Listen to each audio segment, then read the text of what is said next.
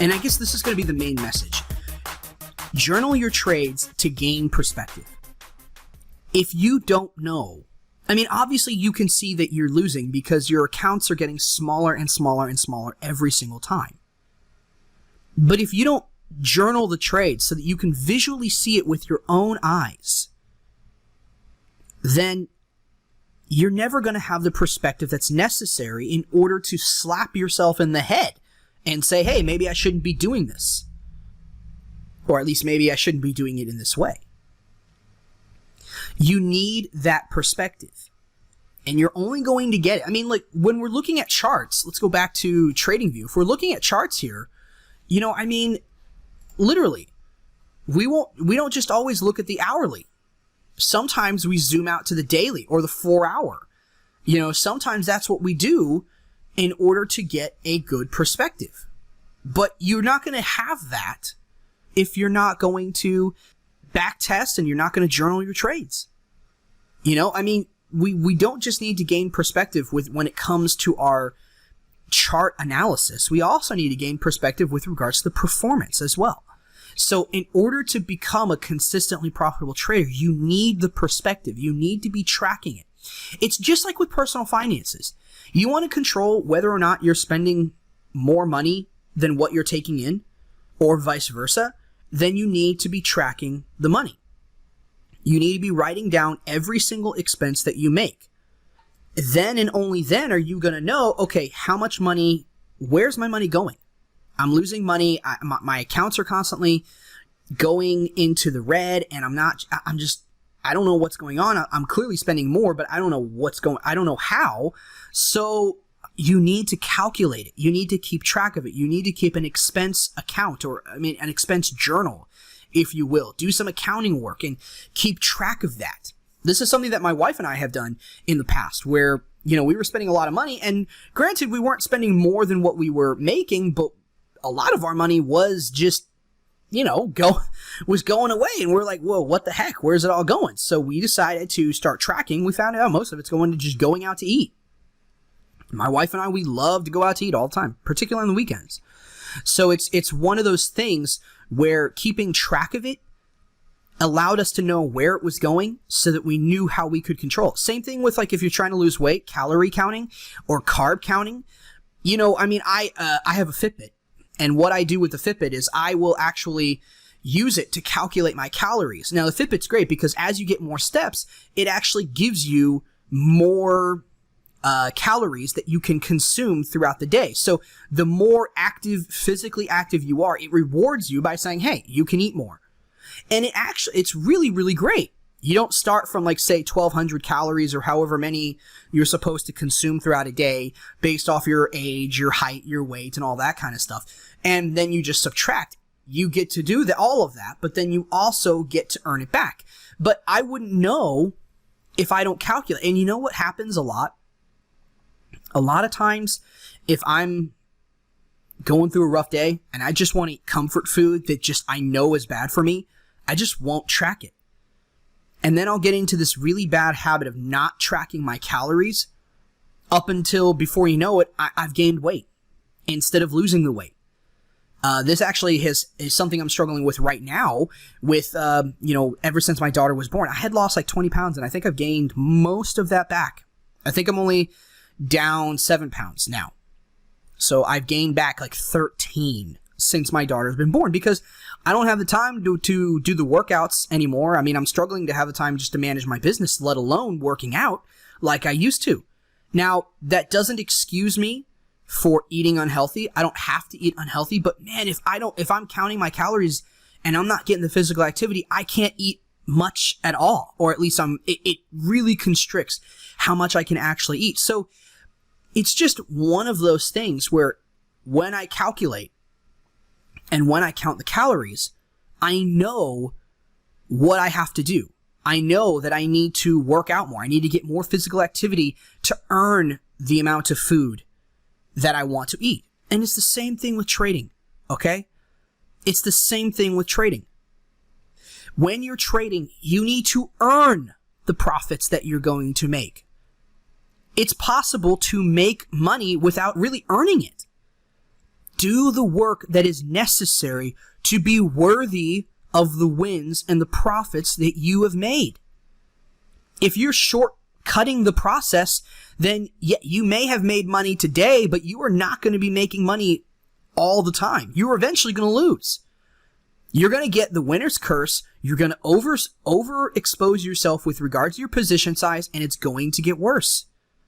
You need to journal. You need to gain the perspective. Okay? You need to keep track of your stuff. You need to backtest. Come up with a strategy, backtest it, and journal your trades. Treat it like a business. And you will be worthy of whatever success comes down the road. But if you don't want to do the work now, you're never going to find that success. I'm sorry to say that, but it's just the truth. You're never going to find that success. But here's the positive part, is that you get to control that. This is all a choice that you get to make. Okay? You get to choose whether you are going to be successful or whether you're going to fail. If you want to continue to choose to trade blindly, then that's your prerogative. But just know that you chose that. It's your fault. In order for you to become really successful with this, you've got to point the finger at yourself. Everything. Okay? Your life is your fault. You take credit for your life. There's this concept called being the self-made man, right? You hear people say, oh yeah, he's a self-made man, or she's a self-made woman. And usually that's applied to people who are very successful, but who were not born with the success, right? People who were born into lower or middle class, and they were not born with a silver spoon in their mouth. So people that are in that boat, when they start to achieve a lot of money, a lot of success, people start to say that, hey, you're a self-made person. But I find that really ironic, because in reality, we're all self-made, aren't we?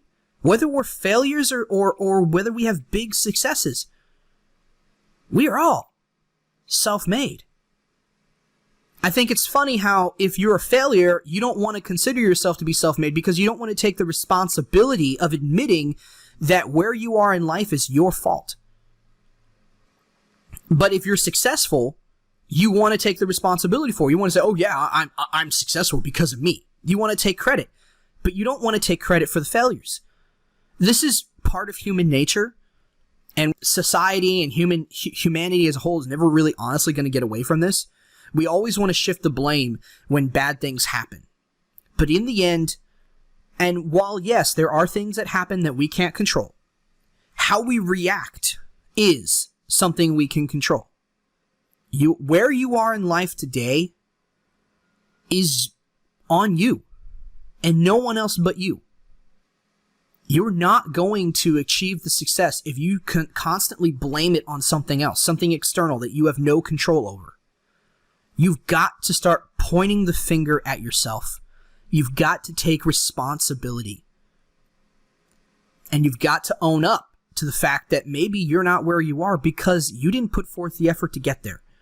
Maybe you're not where you are because you had a lot of unforeseen circumstances and uncontrollable circumstances that you responded very poorly to. Either way, it's on you. Take responsibility for your actions. Then and only then will you actually become successful. All right? So, guys, again, it's your choice. No one else can make this choice but you.